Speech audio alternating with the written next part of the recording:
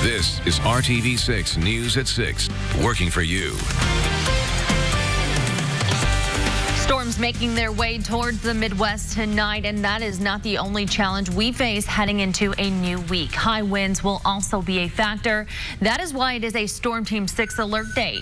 Thanks for joining us here at 6 o'clock. I'm Nicole Griffin, joined by meteorologist Kyle Mounts. Kyle, what's the timeline? Yeah, Nicole, it's going to be a very active 24-hour period here across central Indiana, and it does get started overnight tonight with some strong to possibly severe storms in parts of central Indiana. We're also going to have several hours of gusty winds, and that will all be followed by some falling temperatures. Now, we have increased the rain coverage here over the last hour or so, especially areas south of I-70. Even had a couple of flashes of lightning around the Nashville area. Nothing severe with this portion, though. As we look down to the deep south, that's where we've got tornado watches in effect and a severe thunderstorm watch in portions of Oklahoma and Texas. That's the severe side of this storm system. So we will be on the northern fringes of it, but you notice we've got from around Muncie, Indianapolis to Sullivan and areas southeast, a marginal to slight risk that some of those storms later tonight could produce some gusty winds. That's going to be the main threat here. So let's pick up the timeline at 3 a.m. You can see a few more of those showers and storms really focused here Indianapolis toward the southeast. And as we go into tomorrow morning around sunrise, we'll see those storms exiting the area. But gusty winds will follow. More on that in a few minutes. Kyle, thank you. Easter is looking a little different this year due to the COVID-19 pandemic. And children can't take part in large Easter egg hunts because of social distancing, and churches are holding virtual services. RTV6's Troy Washington is working for you to show how, despite the changes, people here in central Indiana are still making the most of the holiday. People hear Easter, chocolate, bunnies, baskets, the resurrection, and spring attire instantly comes to mind. It takes away the bells and whistles, so it literally eliminates all the distractions. For many churchgoers, this is a first, spending Easter Sunday outside of the doors of the church. Because of the COVID-19 pandemic, Ariel and Gavin Morgan attended a virtual service at New Direction Church. They took communion from their couch and spent their morning celebrating the resurrection of Jesus Christ. It really humbles you a lot more. It really makes you focus on the true blessings that you have. This couple chose to take the comfy route, but they aren't knocking those who didn't. Some people are still dressing up in their Easter outfits at home, and I think that's beautiful. You know, I think it's a beautiful thing to do with your family. But as you can see, like, we're in New Direction t-shirts and hoodies, and it really just put the focus today on the fact that today we celebrate Christ. No religious figures who've had this type of an impact as well. You don't get to see everybody in their Easter best. You don't get to touch and hug people. You don't get to see new guests. Even still, he welcomed the challenge. Good that all those things are kind of put on pause so that churches and pastors have to now focus on the main message of Jesus. He calls his new normal the cyber sanctuary. And on Easter Sunday, as well as every other Sunday, the purpose is to reach people wherever they are. Working for you on the East Side, Troy Washington, RTV6. Troy, thank you. And as she just showed us, during the pandemic, people all across central Indiana are turning to their faith to stay uplifted during these tough times. Today on Easter Sunday, a congregation in Anderson surprised their pastor, who has been trying to keep his members positive. At 9:30 this morning, members at Crossroads United Methodist Church in Anderson gathered at their prayer walk, staying in their cars, and then, as you see here, they drove to their pastor's home. Members say Pastor Rick Jones has been preparing devotional talks each morning, and every Sunday he sends out a video of what would have been the message if they could have met in person. So today they wanted him to feel their love and appreciation. I thought a good way to thank him was to actually take the church to him. So we're going to parade by his house and thank him for what he's done for us, keeping our church together in these bad times. When I look out and I see people that I recognize in my front yard, and here comes a parade of my parishioners saying how much they love us. We were very touched that they would go to this much work and this much trouble on a Sunday morning just to tell us how much they love us. That is the spirit of Easter. That is the spirit of the church. Pastor Jones says he is working more now than ever before just to try to keep the church connected, and it means a lot to see that they appreciate his efforts. Tonight, the high school athletic community here in Indianapolis is mourning the loss of North Central High School athletic director Paul Logan. Logan passed away this afternoon after battling COVID-19. In a post on the high school's Facebook page, it says Logan is a true NC Panther at his core. It goes on to say, "Thank you, Paul, for being a friend to all and the heart of NC athletics for so many years." Tonight, we are also learning a veteran firefighter in Terre Haute has lost his battle with COVID-19. John Schaffstall was 41 years old and has been with the Terre Haute Fire Department for nearly 12 years. The fire chief tells RTV6 John was respected by his brothers and sisters and as well as the entire community. He was a friend and his absence will be truly felt by all. Now to the latest numbers from the State Department of Health. Today we learned that 13 more people have died from COVID-19 since yesterday, and more than 7,900 people have tested positive. Altogether, a total of 343 people have died from the coronavirus. More than 42,000 people have been tested in Indiana. Tonight, the Perry Township community is remembering IMPD officer Breanne Leith, who was killed in the line of duty. Leith graduated from Southport High School, and tonight a large rock outside of the school says RIP Officer Breanne Leith. There is a blue line painted in the middle of the rock, and at the bottom it says Fly High. After her death, Perry Township Schools posted that the community is heartbroken to learn she lost her life, and their thoughts and prayers are with her family, many of whom bravely served their Southside community for years. And the city will be able to pay their respects for Officer Leith through a virtual service that will be held this Thursday, April 16th at 11 a.m. Services will be held at the Indianapolis Motor Speedway. Due to current restrictions under the coronavirus, the public will not be able to attend in person, and there won't be any public visitation.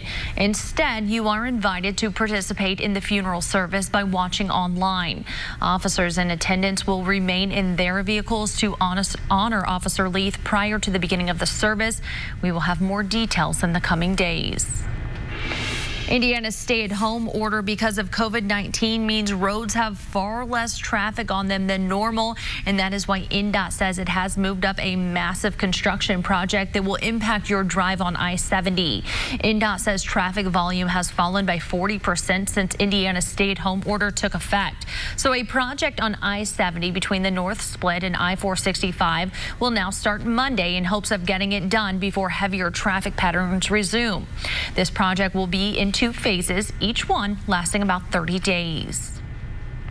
Developing tonight, investigators are trying to figure out what caused a fire that destroyed several businesses. It happened just after 11:30 this morning on the north side near West 40th Street and Boulevard Place. A hair salon, pizza place, and a church were destroyed. An Indianapolis Fire Department spokeswoman says a laundromat in an apartment where the building's owner lives will still be usable. As Americans find new ways to worship this Easter Sunday, there's troubling new information about what the White House knew about COVID-19 and when they knew it. Details straight ahead.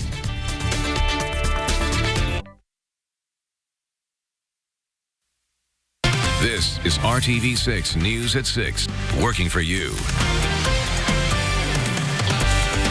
As Christians around the world celebrate Easter, they are doing so in a manner quite different from how they have worshiped in the past. Many churches turn to technology to help keep their congregations safe amid the coronavirus pandemic. Here's ABC's Andrew Dimbert with the details.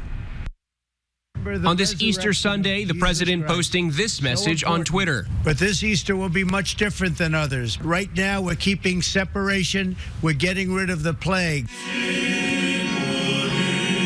Pope Francis celebrating Easter Mass in an empty St. Peter's Basilica. A stark difference from years past. This year, churches turning towards technology. But if you truly love your congregation, tell them to stay at home. Stay at home on Easter. And that will curtail our assembling, but it won't curtail our time.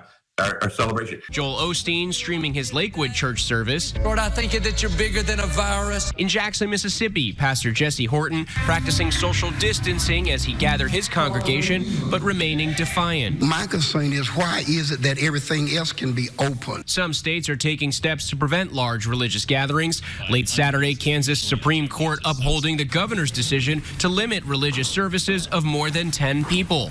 And a similar ruling out of Kentucky. The U.S. reaching a grim milestone this weekend, now with more deaths than any other country. 9,300 of those deaths in the state of New York. That's the number that I look forward to seeing drop. It has been flattening, but flattening at a terribly high level. Just last week, President Trump insisting the virus hit the U.S. unexpectedly. This came out of nowhere. But a new report from the New York Times claims the president repeatedly brushed off early warning signs. According to the Times, Health and Human Services Secretary Alex Azar sounded the alarm about the possibility of a pandemic on a January 30th call with the president, but his concerns were dismissed. Weeks later, on February 21st, disaster response official Dr. Robert Kadlik held a meeting with the coronavirus task force. The Times reports the group, quote, concluded they would soon need to move toward aggressive social distancing. And the White House responding to that report, saying President Trump took bold action to protect Americans and unleash the full power of the federal government to help curb the spread of the virus. Andrew Dimbert, ABC News, Washington. Andrew, thank you. Tonight, hundreds of kids on the west side were able to have some fun on Easter Sunday while practicing social distancing. Every year, Tedrick Hardy holds an Easter egg hunt. The Hallville community leader's focus is on bringing his community together through the Lynn Park project. He holds all different types of events for Sunday Fun Day throughout the year. But today, due to the coronavirus, they did things a little different. Hardy says he was compelled to try to create a safe way for the kids to enjoy Easter. I felt like I had to do, with my creative power, I had to figure out how to let the kids experience Easter. I know this is not the full thing, go to church, dress up, you know, eat the full Sunday dinner, but this is just an experience of being around other people and loving and coming together.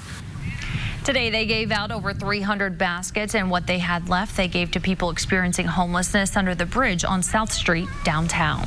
Kyle.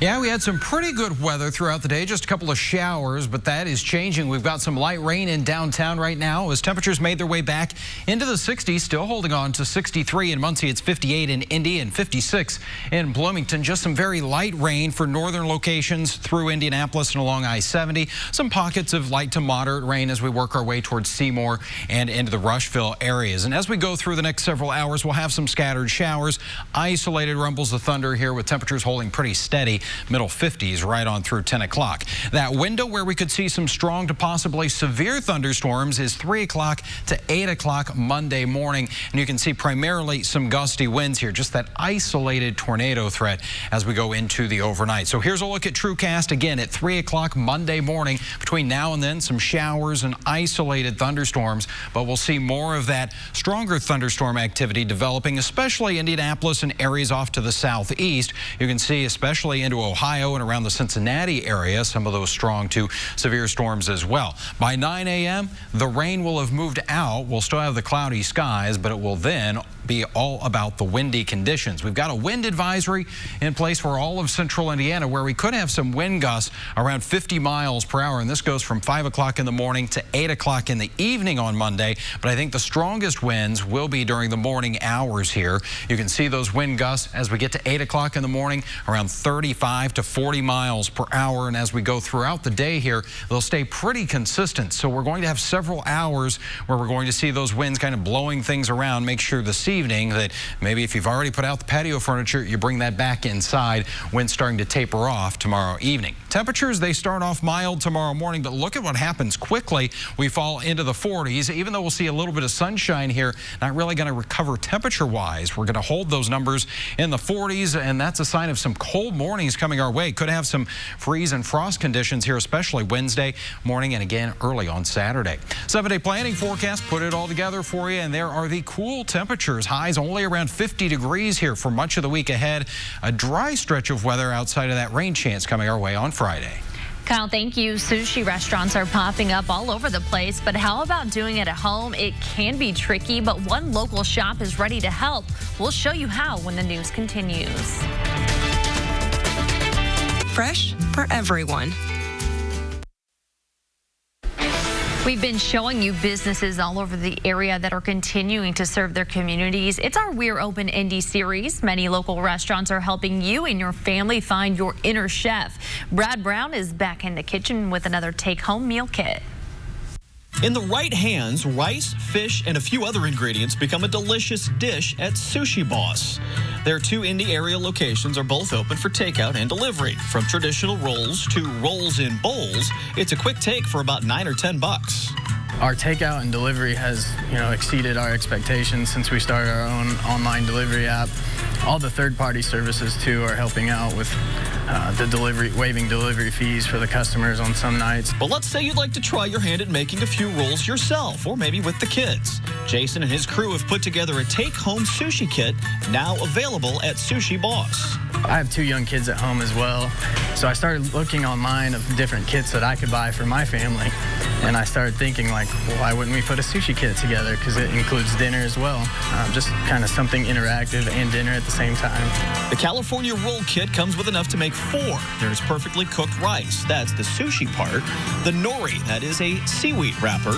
Cucumber sticks sliced to fit just right. Crab legs, that is crab with a K, by the way. They are cooked, too. Avocado, pickled ginger, and wasabi as well. Now, to become a true sushi master, it takes about 10 years of training in knife technique, rice cooking procedures, and fish selection. We've got about 10 minutes and a YouTube video.